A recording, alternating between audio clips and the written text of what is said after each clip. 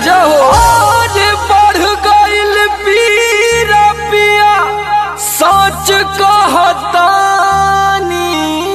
अरे जिया जिया प्यास जैसे चुए महुआ राजा चुए मोर जवानी। जैसे चुए महुआ राजा चुए मोर जवानी। जैसे चुए महुआ राजा चुए मोर जवानी। जैसे चुए महुआ राजा चुए मोर जवानी।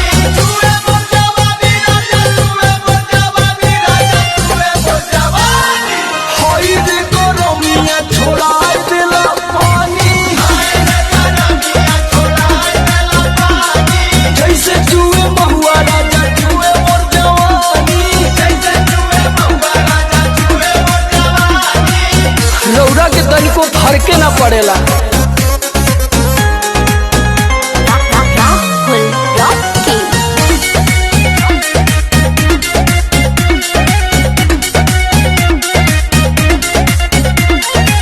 चैती बयरिया मचौले बतबाही। लस लस देह करे आवेला जम्हाई। लस लस देह करे आवेला जमाई। चैती बयरिया मचौले बतबाही। लस लस देह करे आवेला जमाही। कैसे बताई कैसे जाके दुख अपन राजा हम बखानी। और कैसे जाके दुख अपन राजा हो बखानी। पियऊ हो जैसे चुए महुआ राजा चुए मोर जवानी। जैसे चुए महुआ राजा चुए मोर जवानी।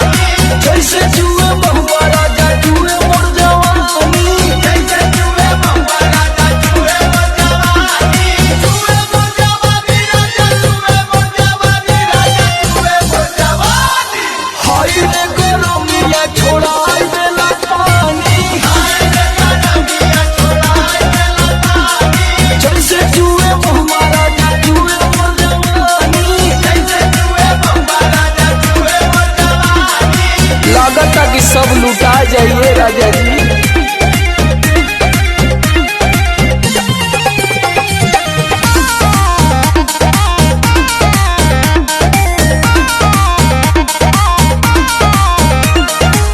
बहरा में राजा करता ड्यूटी।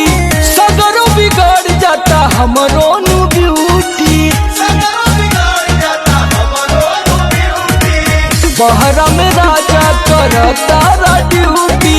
सगरों बिगड़ जाता हमरो नु ब्यूटी। नाश होता राजा जी। और सुनील समार का बताई परेशानी। और सुनील समार का बताई परेशानी। रउआ बुझाते नहीं खे। जैसे